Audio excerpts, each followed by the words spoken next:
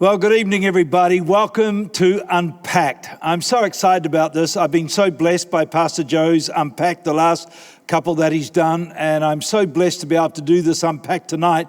I'm talking about apologetics, and it's one of my most favorite subjects. I get so inspired about it. It's going to be hard to do it just sitting down because I can sometimes get a little bit animated when I think about, all the things we're going to talk about tonight. But apologetics is quite literally a defense of the faith, a defense of the faith. I want to welcome, obviously, all the campuses up and down the country and wherever you're listening to, those online as well, because I know this is going to be a great blessing to you. So stay with me. A defense of the faith. The Greek word apologi means defense, just like a lawyer would give in a trial, a defense. In other words, a reasoned argument for something. I love what Charlie Kirk said when he asked what he wanted to be remembered for. He said, a courage of my faith, a courage for my faith. And let's be honest, courage comes from you having a confidence in what you believe or confidence in whom you believe. 1 Peter 3 verse 15 says, but sanctify the Lord God in your hearts and always be ready to give a defense, give an argument, in other words, to everyone. And we're not talking about argument in the way that often husbands and wives would argue, but we're talking about a reasoning, a defense to everyone who asks you, a reason for the hope that is within you. And unfortunately, a lot of people don't want to witness and don't want to testify because they see it as a scary prospect because they may not have enough ammunition in what they know in order to communicate the gospel. People are afraid of losing face with their friends and, in communicating what sometimes they might perceive as a narrow-minded message of the gospel. So I hope and pray today I'd be able to broaden your mind and give you some confidence and able to share the greatest news of all. So even when you do it in love with people, when you witness in love, with all the compassion you have, you can still be taken wrong, particularly if you don't have that confidence or know and have knowledge in whom you have believed. So consequently, many Christians choose silence rather than sharing the good news. Fear of man, fear of being rejected, fear of being ridiculed is one of the biggest culprits, and it keeps Christians from evangelizing. But remember that Jesus himself was rejected by some, and he is also received by some. In other words, if you don't speak to anybody, you're never going to win anybody, right? And it's those some that did receive the gospel, those some that we need to be equipped to be able to reach. The amazing thing is when we think about fear, 365 times in the Bible, one for every day of the year. So most repeated command in the Bible says to fear not. Fear not, whether you're in Invercargill, Queenstown, Belclutha, Hamilton, and all the locations, fear not. In fact, as I said, it's the most repeated verse in the Bible. Paul says, preach the word both in season and out of season. In other words, whether you feel like it or not, but to go into all the world, your neighborhood, your workplace, and preach the gospel. So apologetics is here to equip you, to give you the confidence to share your faith. So you know in whom you have believed, that your faith has substance to it, and it's not just some flimsy feeling. Paul said in 2 Timothy 1 verse 12, for I know in whom I have believed, and I'm fully persuaded that he is able to keep what I've committed to him until that day. I wonder whether you're fully persuaded here on the North Shore. Hey, Great South Road, are you fully persuaded in whom you have believed so that you've got confidence to share your faith? When Paul gave a defense of his faith, apologetic defense of his faith before King Agrippa, the king said, you've almost persuaded me to become a Christian. Let's have a look at that in Acts 26:24. And when Paul had made his defense, Peter said with a loud voice, Paul, you're beside yourself. Much learning has made you mad. But he said, I'm not mad, most noble Fetus, but speak the words of truth and reason, for the king, before whom I also speak freely, knows these things. And I am convinced that none of these things escape his attention, since this thing has not been done in a corner, King Agrippa. Do you believe the prophets? I know that you do believe. Then Agrippa said to Paul, you almost persuade me to be a Christian. You know, I love what he said. I know that you do believe. I was just praying with a person yesterday, sharing the gospel with him. And he said, I do pray occasionally. And I said, you know, it's amazing. There's no atheist in an earthquake. Everybody prays, because he was going through a hard time, you know, in those difficult moments. So many people like Agrippa miss heaven by 8 inches from the head to the heart. As it's true, Christianity is a heart faith, not a head faith, but a heart faith. But it is more than emotion. More than emotion. A lot of people think it's just emotional. No, it's got substance to it. And I hope and pray that today or tonight, I'll be able to give you some substance in relation to your faith. The heart cannot rejoice when the mind is full of doubt. That's a great saying. You want to write that down. The heart cannot rejoice when the mind is full of doubt. Plato said this, the one who holds true belief or faith without understanding is like a blind man who happens to be on a blind road. So I hope tonight to give you some understanding so that you can walk in the light, so you can have confidence that you can know in whom you have believed. Let me just start off by saying, and it's quite a statement, that really there is nobody intelligent enough to be an atheist. There's nobody intelligent enough to be an atheist. In fact, you can Google it and check me out. Listen to this. They say on Google, only 4 to 7% of people of the world's population are atheists. Only 4 to 7%. Talk about a minority. We often think, you know, there are so many atheists out there, people who don't believe in God. Only 4 to 7%. Now, let me talk about Madeleine O'Hara for a moment. She was a mother of modern atheism here in the United States. She founded the American Atheist Society. Now, listen to this. This is important. This is how people's lives go. Using her son, whose name was John, school attendance, Madeleine O'Hara was a woman who got prayer and Bible reading kicked out of the schools in the United States. There's a photo of her on the screen, not a very happy-looking woman. She said this, she said, there is no God, there is no heaven, there is no hell, there are no angels. When you die, you go to the ground and worms eat you. Now, that's a pretty sad, bleak outlook for anybody. What a sad woman she was. In other words, no hope, no smile, no future. Her other son, William J. Murray, became a Christian in 1980 and became a Baptist minister later. And he published a memoir in 1982 about his spiritual journey. Murray O'Hara, the father of William, the husband of Madeleine, said this. Listen to this. One could call this a postnatal abortion on the part of a mother. I guess I repudiate him entirely, talking about his son, who became a Christian, and completely now and for all times. He is beyond human forgiveness. Wow, such hatred and bitterness. You know, it's more than just a belief. It becomes a demonic stronghold. Madeleine, listen to this, and her son John ended up being murdered and dismembered by a former employee and member of the society, a guy called David Walters. You know, it's sad that people's ending, you know, an atheistic ending, but I mean, it's terrible, really. Now, while it is true, we are but lumps of clay, dust to dust and ashes to ashes, that's from a secular point of view, and it can be a depressing thought if you just left it at that. But from the earth we came and the earth will return. But let's be honest, if there's no God, then in the enormity of the universe, listen, man's significance is minimal at its very best. If there was nothing beyond this life, then when you think about the universe, when you think about the enormity, man's significance would be minimal at its very best. But there's more to life than what meets the eye. I like that saying. The difference from a Christian perspective is the presence of the potter, the presence of the creator, the presence of the king. Now, Richard Dawkins, the most famous atheist today in our time, is quoted as saying this: the fact that life evolved out of literally nothing some 10 billion years after the universe evolved out of nothing is a fact so staggering that I would be mad to attempt words to do it justice. In other words, he didn't have a clue how not only life came about, but how the universe came about.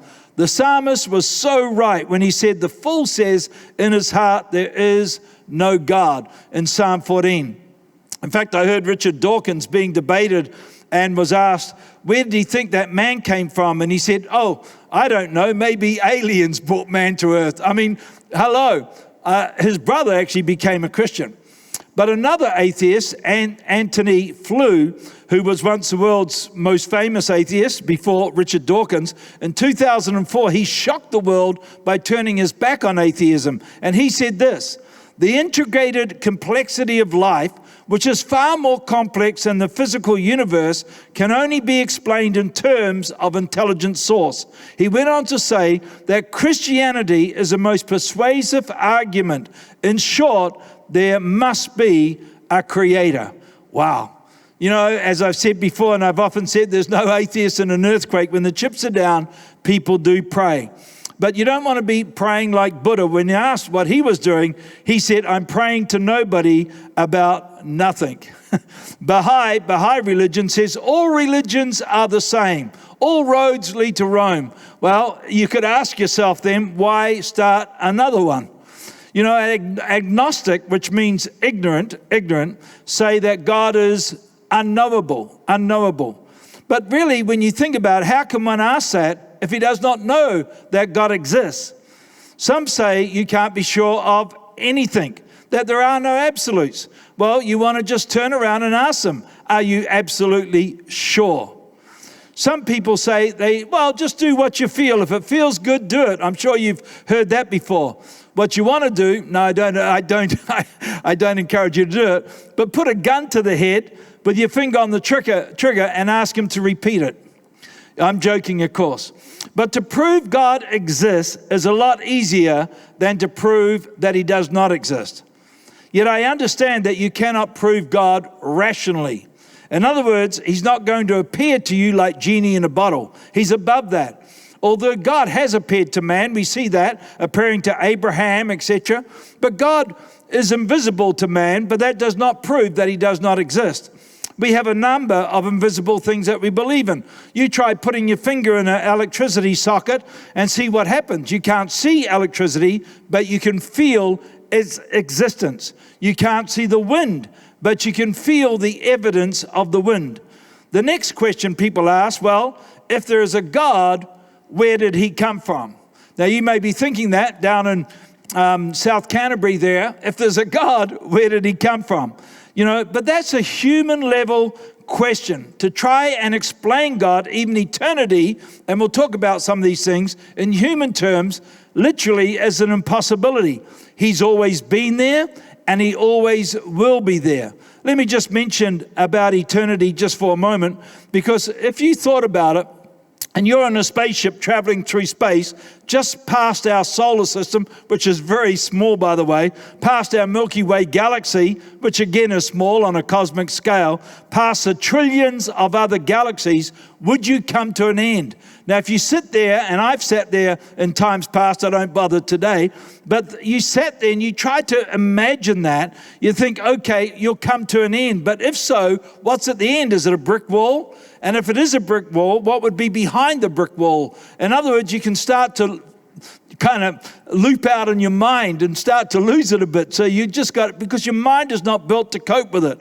But let me put it this way. If I was to write on this blackboard here, and I was to write just a number, 1, 1, 1, maybe a 2, maybe a 3, another 1, a number, just a number. And I was to write that until I died, that number would still not be complete. Why? Because somebody else could come along and pick up the marker and start writing it. In other words, a numbers, writing that is infinite. My grandkids could come after my son and they could just keep writing, maybe a 4, maybe a 5, whatever it is. There's obviously such a thing as infinite. And if you can have infinite that way, you can also have infinite that way, because I can go minus 1, 1, 2, 3, so forth. But as I said, it's too much for the average brain. They say that we only operate on 1/10 of our brain, maybe 2/10 on Pacific times. And I think we lost most of our brain at the fall of Adam. But you can take a math genius or a music genius. You know these children that are proteges, they can play Mozart at the age of 3. I believe they tap into another portion of the brain that the average person doesn't tap into. And maybe in the restoration of all things, we'll be like Adam again when he was first created, a magnificent human being. And so man on 1/10, listen to this, man on 1/10 of his brain has been to the moon and back, apparently. And on 1/10 of the brain, they've designed cities. We built technology. We built computers. We built airplanes. You see, animals do what animals do. They do it by instinct. Birds build nests. They've never built skyscrapers. They just build nests. Whales swim in the ocean. That's what whales do. Monkeys swing in trees. Evolution would tell you that man came from these things, and yet, listen now, not one species evolving into another species, nor any evidence of one species evolving to another has been found. We have millions of fossils of past life without backbones and millions of fossils of the past with backbones, but not one fossil in between. They still call it the missing link. And the reason they call it the missing link is because it's missing. It's never been found. And yet there should be there should be just as many fossils with that in-between stage as there is as before and after. You know, when I think about Charles Darwin, 2 centuries ago, he's an outdated fossil. Back in the 18th century, saw a bird's beak shaped to work in the environment that it was living. And so he came up with this theory, which is still a theory of evolution. And in today's world, that does not mean a lot. Listen, the science of biogenesis, and I'm pronouncing it wrong, I'm sorry, biogenesis, and some of you pronounce it better than what I is, but it's basically the development of life from pre-existing life. The development of life from pre-existing life says that living things must come from other living things. Now that statement alone today decries evolution. They say we came from monkeys who, way back came from nothing. Evolution was never an established fact. And as I said, today it's definitely an outdated theory, and yet unfortunately it is still taught in our schools. Down in Hamilton there, still taught in our schools, here in Auckland and everywhere. But as Charles Darwin said, this is what he said, I think this is what happened. I think back in the 18th century, I think this is what happened. You want to think about that. Even though there's no fossil support, no DNA confirmation or any physical evidence anywhere of that evolution process. It's crazy and unbelievable that evolution is still taught today in our schools. How ironic that a theory lacking evidence is taught as fact and an explanation of creation backed by science is taught as a myth. In actual fact, it takes more faith to believe everything came from nothing than to believe in the beginning God created the heavens and the earth.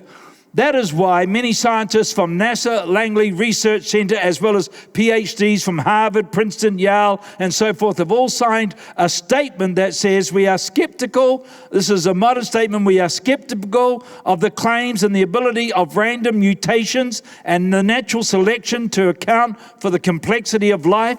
Careful examination of evidence of the Darwin theory should be encouraged. And you can look up www.descentfromdarwin.org and check out those scientists. Yet man holds on to those outdated so-called theory. Why? Because the alternative is, in the beginning, God. And of course, man wants to be his own God. He doesn't want to be accountable to God for his life, and so he therefore chooses to deny God's existence. Remember, the middle letter of the word sin is I. I said to prove the big I. I said to prove God's existence is easier to prove than he does not exist. For example, if I said in this amazing building of ours, and whatever building you're sitting in right now, if I said there's no insect life in this building, to prove that there were, I would only have to find one or the evidence of one insect. To prove that there were not, you would have to uncover every piece of timber, every thread of carpet, pull apart in microscopic detail the entire building. Now, to prove there is no God, you would have to search every planet, every galaxy, the entire universe. I do smile. In 1961, a Russian astronaut, Yuri Gagarin, came back from a space flight and declared that there was no God. He said, "There's no God because I did not see him." But in actual fact, it's come out that that is actually propaganda, and he didn't actually say it, but I'm not sure. In contrast, the US astronauts saw the evidence of God. In the glory of God, the Bible says the heavens display the glory of God. And the US astronauts saw the evidence of God through the majesty and the glory of creation. And they chose to read the Genesis account as they hurtled back from space, back returning to the earth. I have to say that science and faith can work together. Never be afraid of science. It can only prove what God put there. And we'll talk about it.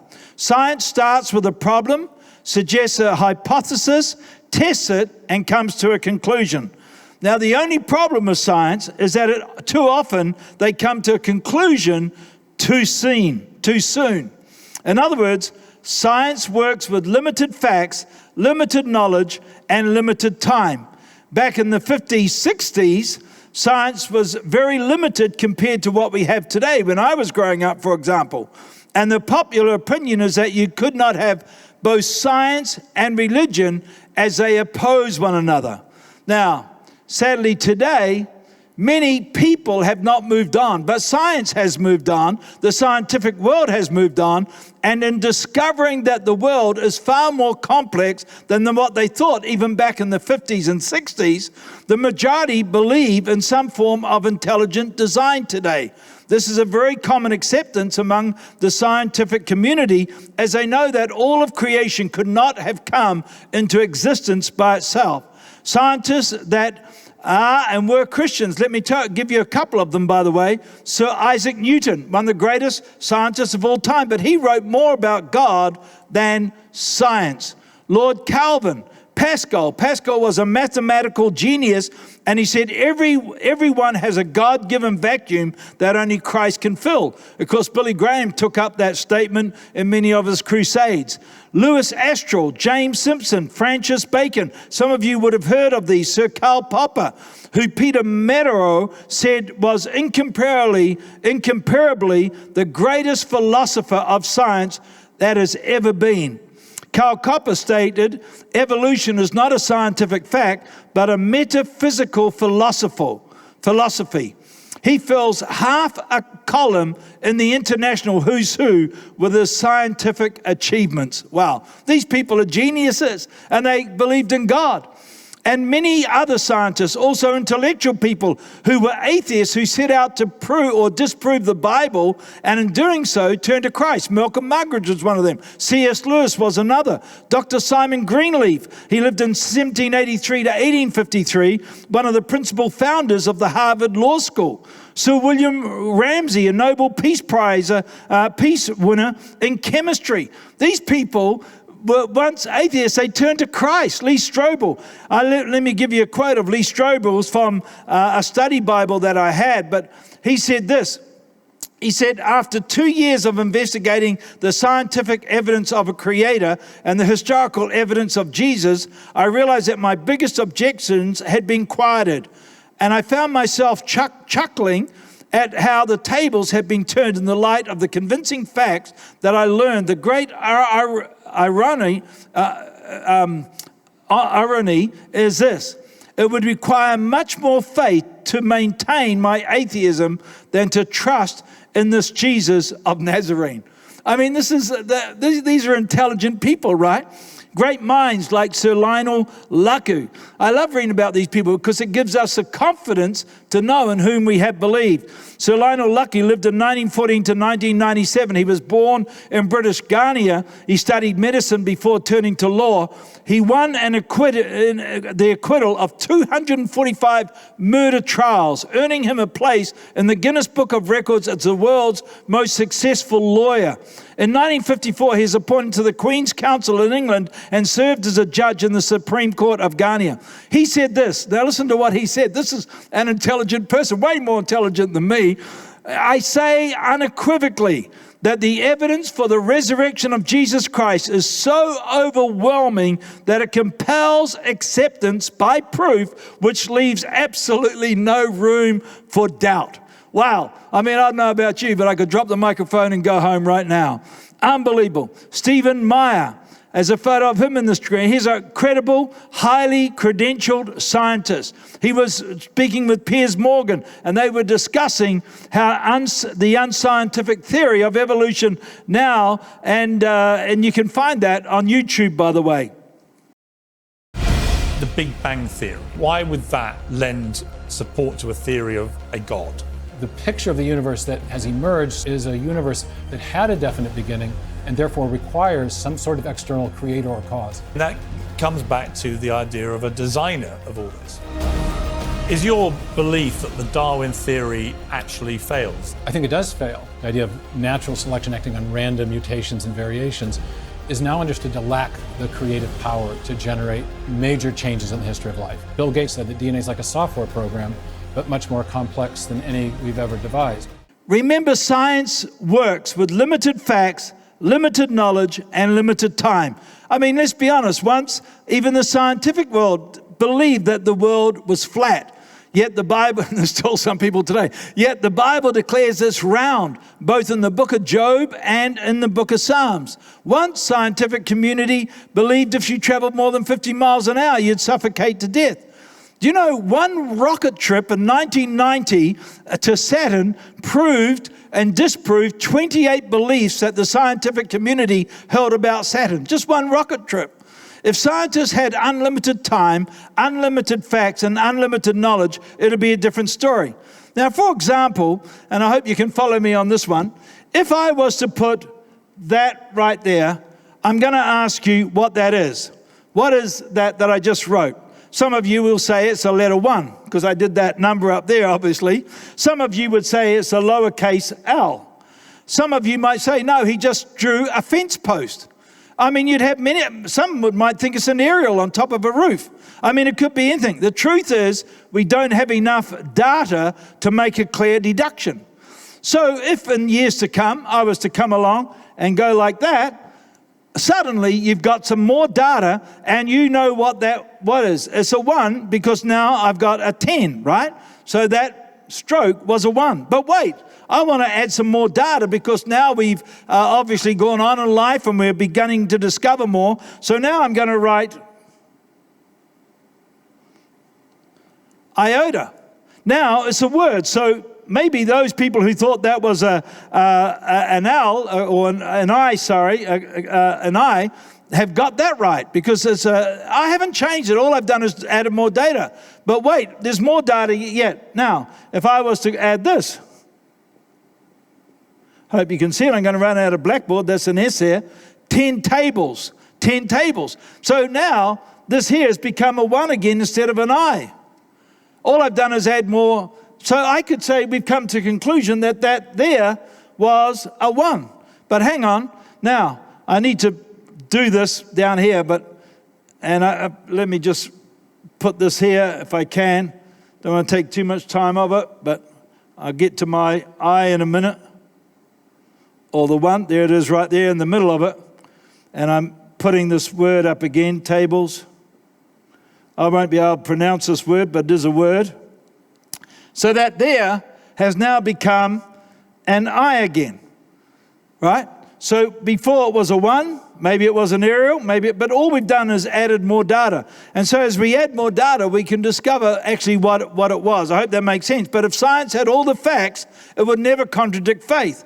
Things are always changing. Carbon data, etc., as they gather more data, is always changing. Peking man, if you know anything about it, was a classic. They kept changing the data thousands of years. In fact, hundreds of thousands of years they changed the data. Nebraska man was another, a fossil discovered in 1917 and was regarded by leading experts of the time as one of the most important discoveries understanding evolutionary history.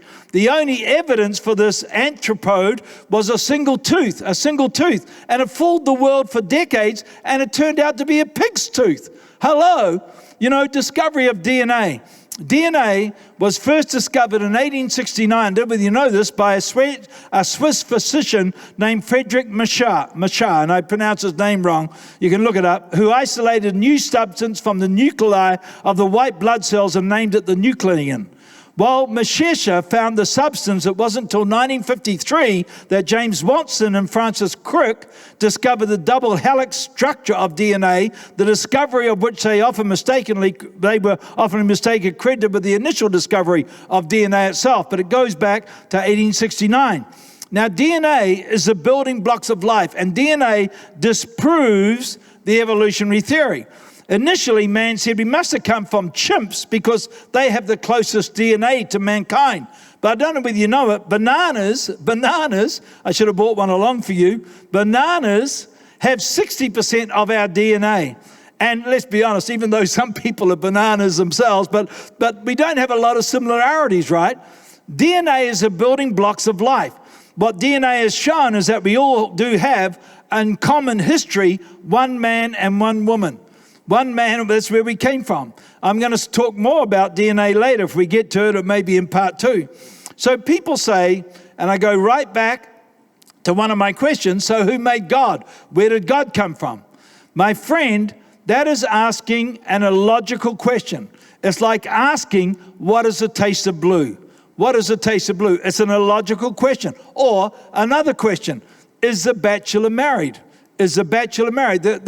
Because he's a bachelor, obviously he's not. It's an illogical question. The meaning of bachelor, unmarried. The essence of God, uncreated, eternal. If not, then he's not God. So where did God come from? It's an illogical question. People ask and try and ask, well, if nothing is impossible to God, can God make a rock so big that he himself cannot lift it? Again, people fall into human reasoning, trying to figure out an unbelievable God with human reasoning. It's like asking this question. Can I ask you this question? Where was the man when he jumped off the bridge? Where was the man when he jumped off the bridge? Some of you would say, well, he was on the bridge. No, that was before he jumped. Where was the man when he jumped from the bridge? You'd say, in the air.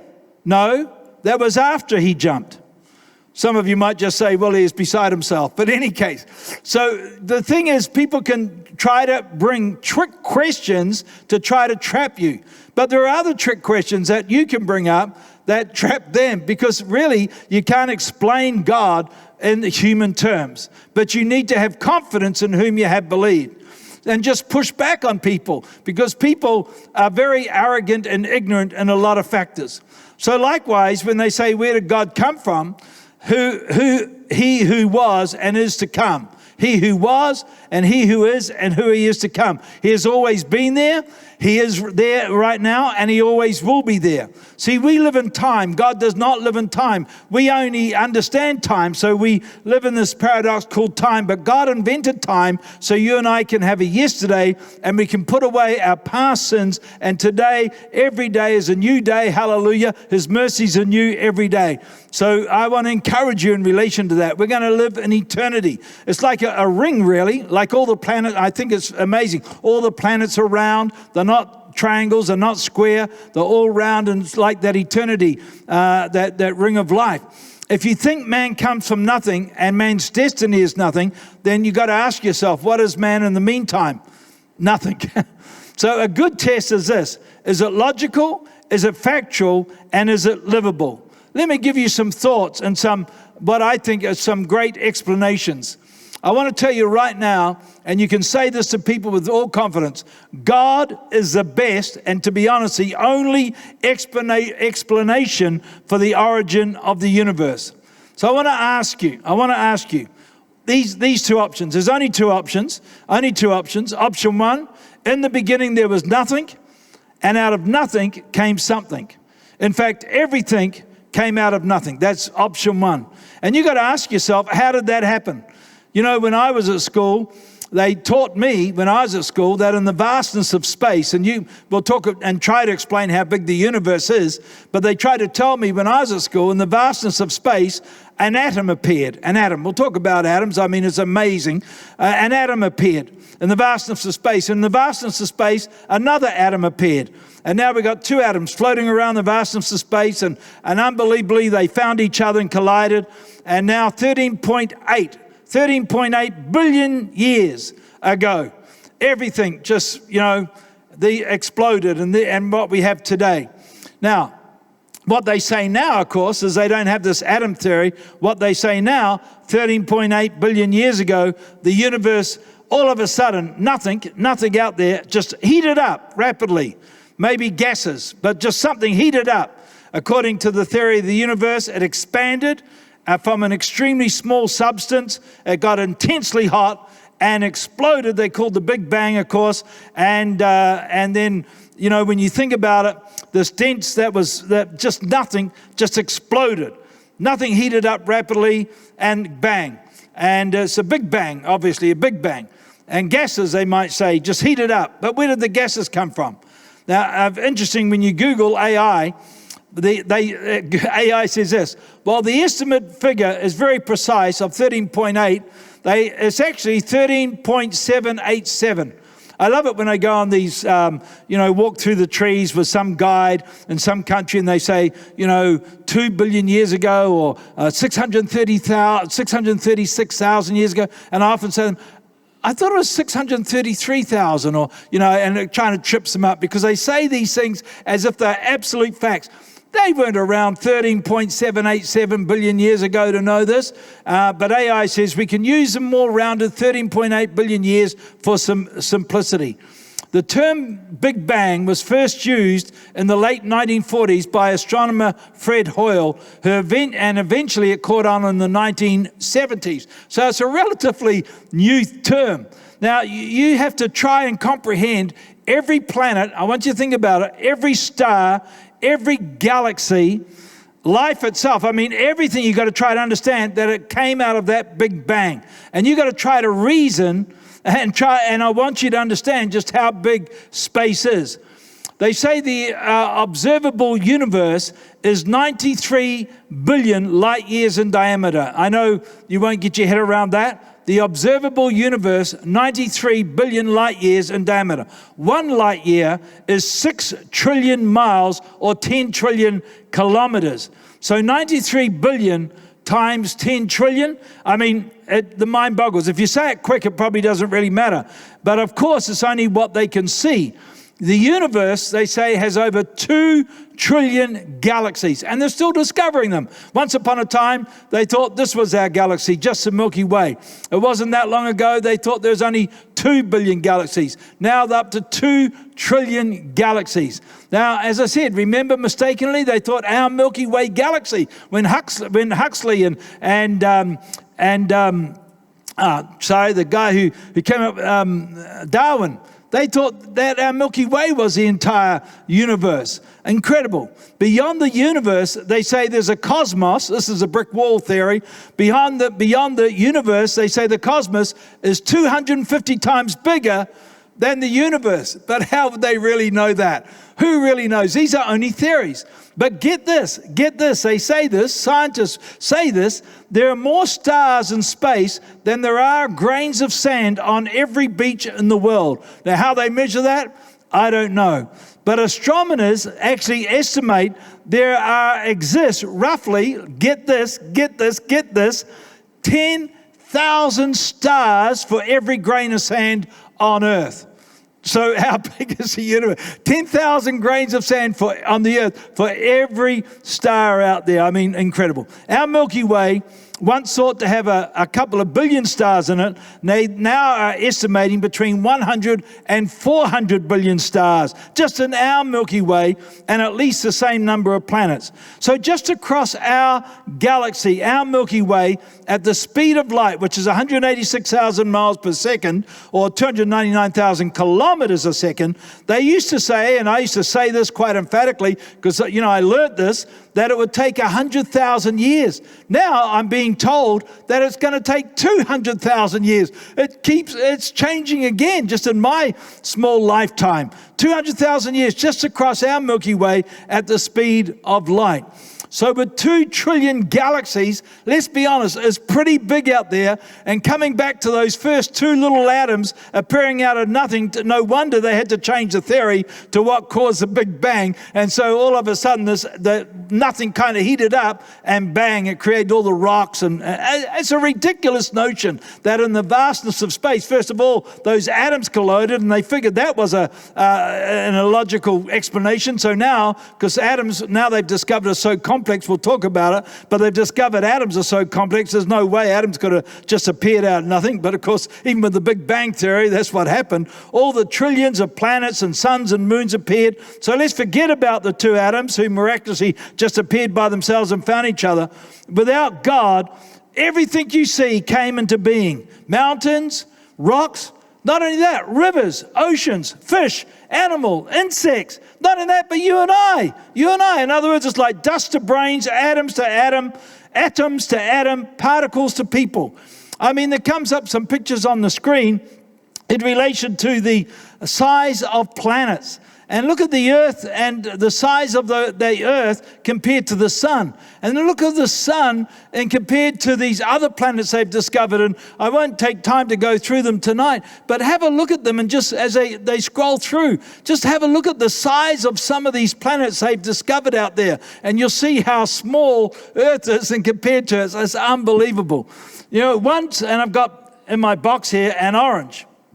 I don't know whether you can grasp this, but because we've got to understand how small an atom is, because I need to talk about atoms, how the world is made up of it, and so forth. But once said, the Earth is to an orange as the orange is to an atom. The Earth, our Earth, get it? Our Earth, the whole Earth, right around the whole Earth. The Earth is to an atom as the orange is to, the Earth is to an orange as the orange is to the atom. That's how small an atom is.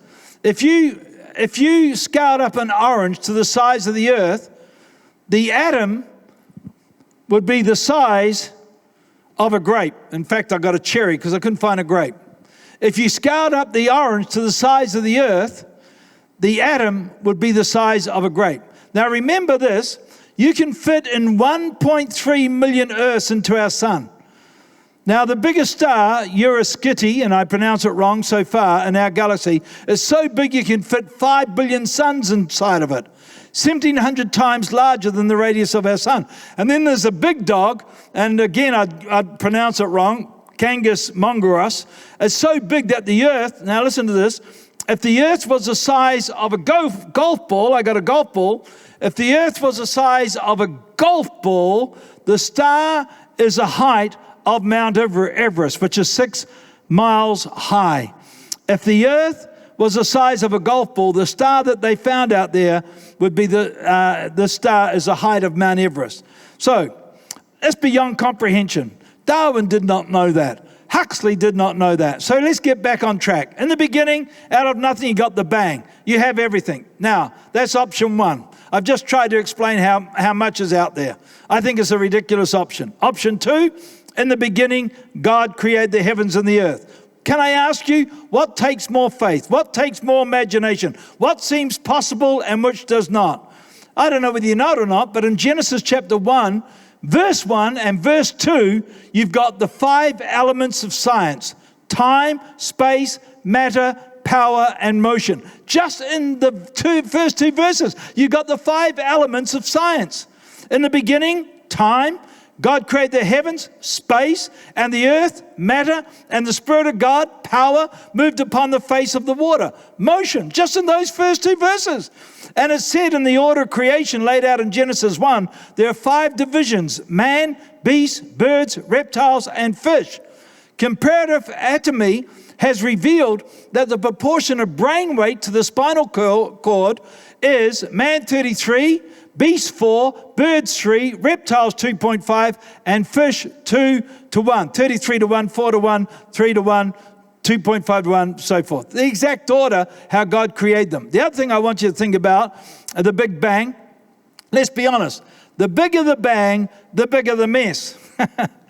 I said, because scientists will tell you there's no way an ordered universe can come out of an explosion. When you have an explosion, you have chaos. The bigger the bang, the bigger the mess. A car accident, the car advertising will tell you that. But if I was to go into the car park out here and find a Volkswagen, blow it up, would I get a Rolls Royce? Come on now, think about it. Be logical. More to the point, you've got to understand that the whole solar system is one giant clock. One giant clock. So if I have this shoebox here, and I was to take off my watch, this is a nice watch, by the way. If I was to take off this watch, because I've always wanted, no, I haven't always wanted a Rolex, but I don't care about a Rolex. But if I said, hey, I want a Rolex, and I was to put this watch in this box and blow it up, would that watch ever turn into a Rolex if I blew it up? How many times would I have to blow it up to get a Rolex watch out of it? I tell you, it's unbelievable, right? Even if I put all the ingredients of a Rolex watch in it and took a Rolex watch apart and put all the ingredients in the box and blew it up, would it ever assemble itself into a ticking watch? What am I saying in that? A watch without a watchmaker does not exist. A watch does not exist without a watchmaker. A painting does not exist without a painter. A building does not exist without a builder. We're not that stupid, right? This building and the building you're sitting in, wherever you are, down there in Queenstown, the building you're sitting in is the very evidence of a builder. Design cannot happen without a designer. Design cannot exist without a designer. Would you ever find a watch? Would you ever find a watch? Let's get back to the watch, because the universe is one giant tick-tock. I mean, you got to understand that. Would you ever find a watch just lying under a rock, just out in the desert lying under a rock? If you did find a watch lying under a rock, you wouldn't just say, hey, it just appeared all by itself. It just happened to be there. No, you knew somebody put that watch there, right? Now, the universe is 1,000,000 more times complex than a watch. The hallmark of the universe is its design. There's order, there's systems, there's laws. A watch is designed for a purpose, and we have it to keep in time, but it only keeps time with a higher authority. You cannot carry around Greenwich clock, right? So please note that the universe, the planets, are all made up of atoms. Now, let me talk about this just for a moment, and I don't want to lose you with all this science stuff, and I know there's a lot to comprehend and so forth, and you probably need to get it and go over it, and I've got obviously a lot to share, but I'm trying to get through as much as I can.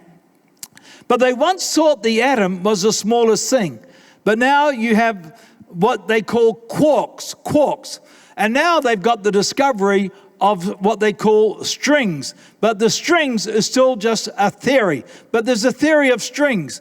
In the theory of strings, they say strings are so small, they live in 10-dimensional world. We live in a 3-dimensional world.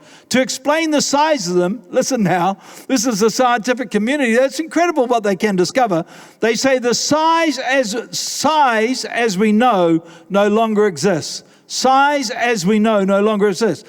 A little like quantum superposition, and multi-universe theories and all this. There's so many theories out there. Why? Because life is so incredible. Life is so complex.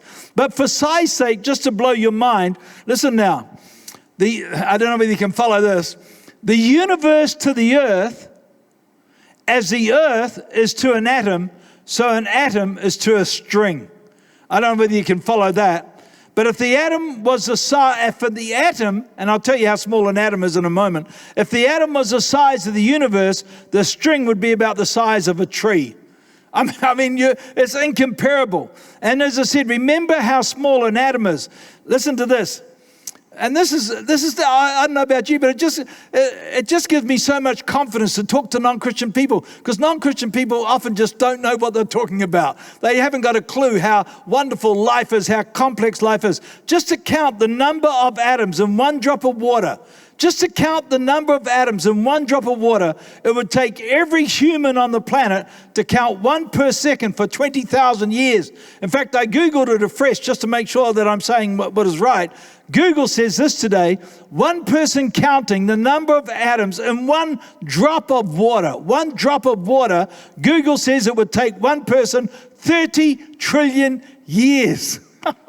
30 trillion years just to count the number of atoms in one drop of water. An atom is made up of neutrons, protons, electrons. It's like a mini universe.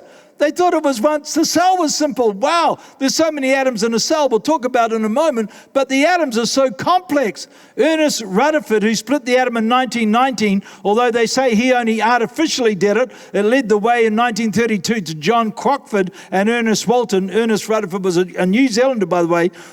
Crockford and Walton split the thallium atom, causing the first artificial nuclear reaction. Molecules are made up of 2 or 3 atoms coming together. I don't want to get into it all because it's too much for the average person, and some of you people would know way more about than what I do. But listen again in the name, please. In the days of Charles Darwin and Huxley, they believed in the simple cell. I was taught that in school in the 50s and the 60s. We were taught even back then, because science had limited facts, limited knowledge, limited time. They believed in the simple cell, but I was taught, I still remember the name, amoeba. We talked about it.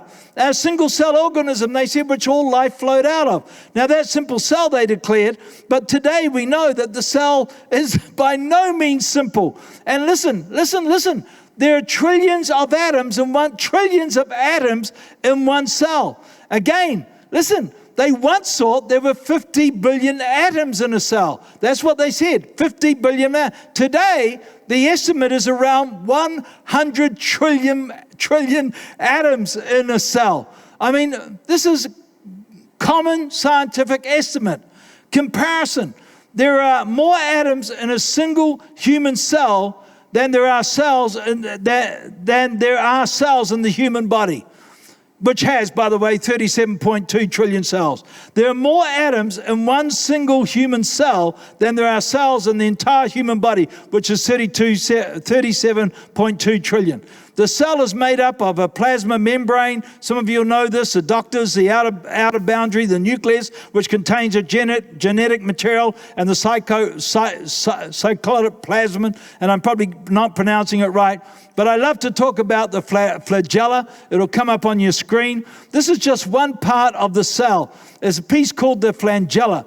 And I'm going to be finishing on this because I'm running out of time, and I've got so much more to share with you. I'd love to continue. We're going to continue part 2. But just the flagella. The flagella is this little thing floating around in a cell, and it's not floating around, by the way. It's being whipped around by its tail, and it's got an outboard motor. It's like a motor with cogs, rods, bearings. It's got U-pipe. It's got rollers and rotors, just like, as I said, an outboard motor. The flagella alone, which again Darwin and Huxley didn't know about, contradicts evolution.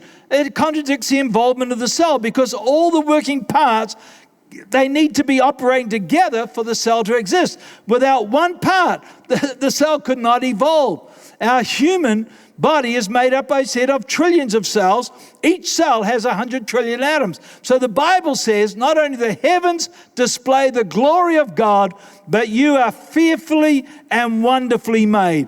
I'm going to talk more about the human body, talk about how wonderful we are made, talk about the heavens a bit more, because they display the glory of God, and you are also fearfully and wonderfully made.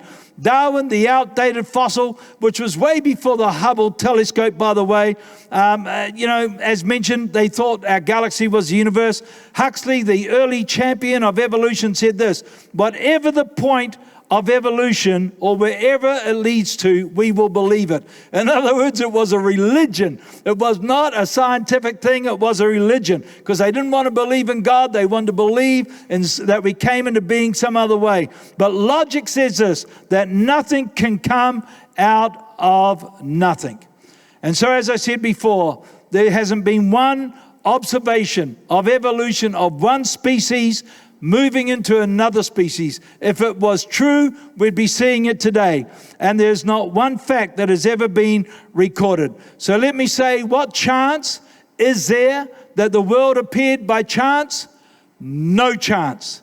God is definitely the best explanation for the origin of the universe. Father, I just thank you for this time together. Lord, this unpacking this in relation to apologetics. I pray, oh God, with all this information, I know people won't remember too much, but I pray that they'd remember how incredible the universe is, how incredible we are as human beings, how incredible creation is. And I pray, oh God, it would give them confidence to be a bold witness for your glory in Jesus' name. Amen. God bless you. I appreciate you coming to Unpacked.